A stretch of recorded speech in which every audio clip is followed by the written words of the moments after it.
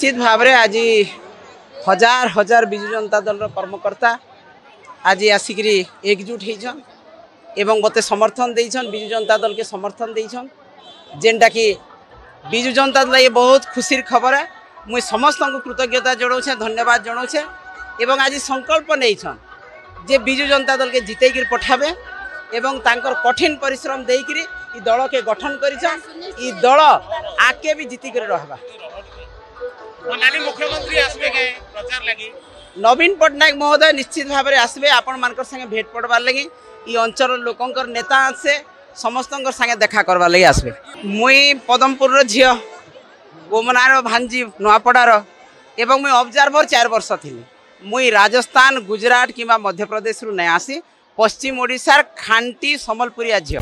जदि आपंक आम भिडी भल लगा तेब आम चैनल को लाइक शेयर और सब्सक्राइब करने को जमा भी भूलु नहीं।